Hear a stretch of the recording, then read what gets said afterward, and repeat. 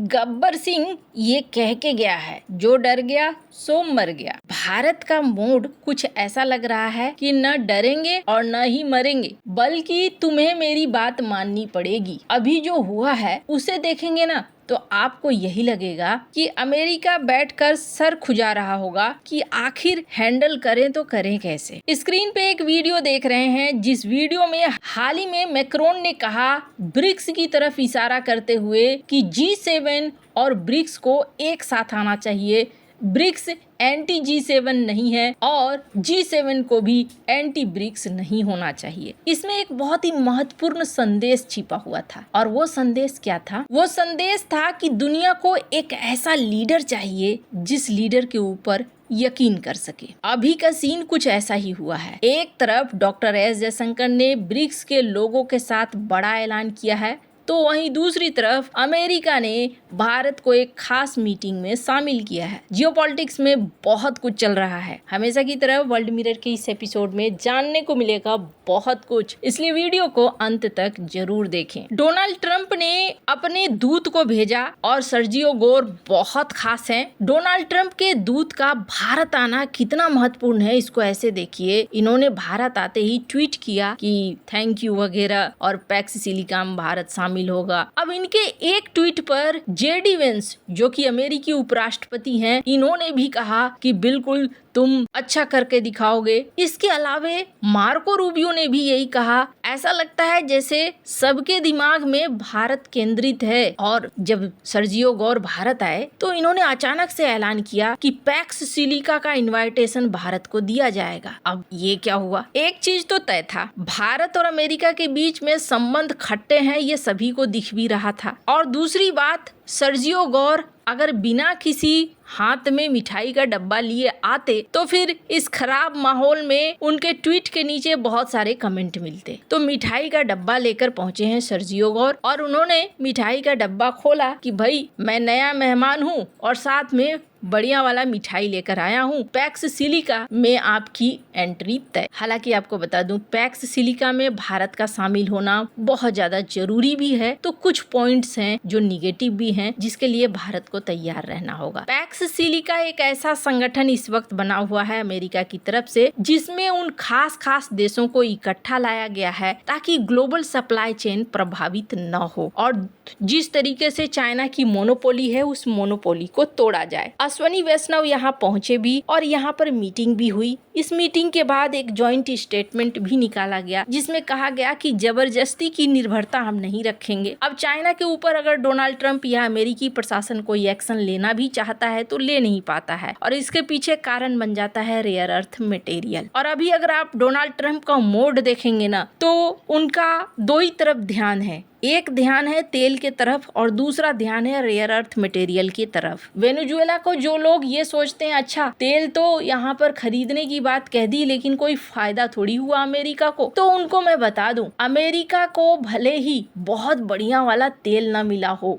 लेकिन अमेरिका को यहाँ पर बहुत कुछ मिल सकता है अगर ये जमीन पर भी उतरते हैं तो, जिसमें है कोल्टान, टेटलम, नियोबियम, ऐसे रेयर अर्थ मटेरियल जिनसे मोबाइल बनते हैं, फोन बनते हैं, कंप्यूटर बनते हैं, हथियार बनते हैं। थोरियम न्यूक्लियर और रेयर अर्थ से जुड़ा हुआ मोनाजाइट सैंड में पाया जाता है। मोनाजाइट, बॉक्साइट, निकल, टाइटेनियम, रोडियम, ये वो रेयर अर्थ मटेरियल हैं जो वेनेजुएला में पाए जाते हैं। कुछ सरकारी रिपोर्ट्स की माने तो वेनेजुएला में करीब 3 लाख मीट्रिक टन तक रेयर अर्थ मटेरियल हो सकते हैं, और भी ढूंढा जाए तो शायद और भी निकल कर आ जाए। ग्रीनलैंड की तरफ यूं ही नहीं बढ़ रहे हैं डोनाल्ड ट्रंप। ग्रीनलैंड दुनिया के सबसे बड़े द्वीपों में से एक है और जिसमें बहुत ज्यादा भंडार है। हालांकि इसमें से बहुत सारे भंडार अभी तक निकाले नहीं जा सके हैं। अनुमान लगाया गया है कि करीब 1.5 मिलियन मीट्रिक टन होगा, जिनका कब्जा इन इलाके पर वो सबसे ज्यादा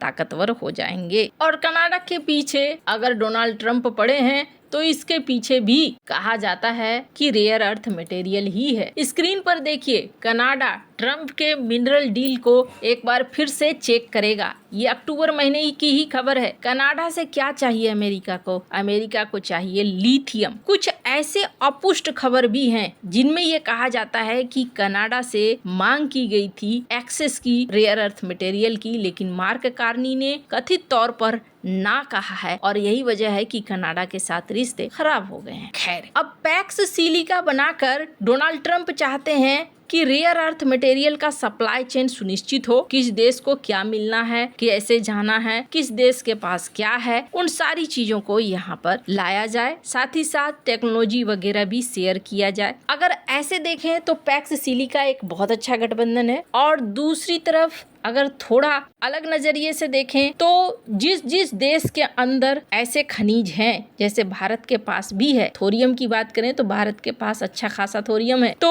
उन्हें सुनिश्चित करना होगा कि पैक्स सिलिका में आगे किस तरीके से क्या नियम बनते हैं। अब ये जो गठबंधन होते हैं ना, ये रातों रात काम नहीं करते। कम से कम इनको शुरू होने में ही 2 साल 2.5 साल का वक्त लग जाएगा और फिर अगर ये एक्शन वाले मोड में भी आएंगे तो 3-4 साल लग जाएंगे। अब ऐसे में भारत के पास फिलहाल के लिए ये ऑफर सबसे अच्छा है इस पूरे सप्लाई चेन में जुड़े रहने का। दूसरा, अमेरिका के साथ संबंधों को भी अच्छा रखने का। अब यहाँ पर पहुंचे हुए हैं अश्वनी वैष्णव और मीटिंग वगैरह भी हुई G7 देशों के साथ। अब आगे देखना होगा कि यहाँ क्या होता है। पर एक तरफ G7 देशों की बैठक हो रही थी और दूसरी तरफ भारत ने ब्रिक्स का लोगो लॉन्च किया है। स्क्रीन पर इस लोगो को देख सकते हैं। बीच में नमस्ते का साइन है और आसपास कमल की पंखुड़ियां हैं। आपको बता दूं, ब्रिक्स देश की इस बार प्रेसिडेंसी भारत के पास है और डॉक्टर एस जयशंकर ने इसे लागू किया। डॉक्टर एस जयशंकर ने इसे बेहद खास भी बताया। स्क्रीन पर इस वीडियो को सुन सकते हैं। At a time when the world is also navigating multiple complex challenges, the call for a reinvigorated, inclusive and effective multilateral order has never been more urgent. BRICS must commit to a reformed multilateralism that reflects contemporary realities, one where institutions like the United Nations, the WTO, IMF and the World Bank are representative and inclusive. जिसमें doctor S Jaishankar ने कहा कि हमारी 3 इसमें प्राथमिकताएं हैं। पहला है राजनीतिक और सुरक्षा, दूसरा है आर्थिक और वित्तीय और सांस्कृतिक लोगों के बीच आदान प्रदान का संतुलन और तीसरा है लचीलापन। खैर, अब यहाँ पर सवाल ये उठता है कि ब्रिक्स ने जब हाल ही में युद्धाभ्यास किया है, लेकिन इस युद्धाभ्यास में भारत शामिल नहीं हुआ है, लेकिन यहाँ देखने को मिल रहा है कि ब्रिक्स देशों की मेजबानी करने के लिए तैयार है, आर्थिक क्षेत्रों को लेकर बातचीत कर रहा है। डॉक्टर एस जयशंकर ने ये कहा भी कि ये अनिश्चित समय है, ऐसे में सबको साथ आने की जरूरत भी है। तो भारत यहाँ ये दिखला रहा है कि देखो, ब्रिक्स एक आर्थिक संगठन है और हम कोई युद्धाभ्यास में भाग लेकर किसी के खिलाफ खड़े नहीं हैं, बल्कि हम यहाँ आर्थिक तौर पर आगे बढ़ना चाहते हैं। लेकिन भारत ने एक चीज जरूर साबित किया कि हम पैक्स सिलिका में भी जाएंगे, ब्रिक्स की अध्यक्षता भी करेंगे, क्योंकि दुनिया के लिए भारत बेहद खास है। आपको क्या लगता है इन सब मामले में? आपकी क्या राय है? कमेंट कर जरूर बताएं। जल्द मिलते हैं अगले वीडियो में नई खबर के साथ।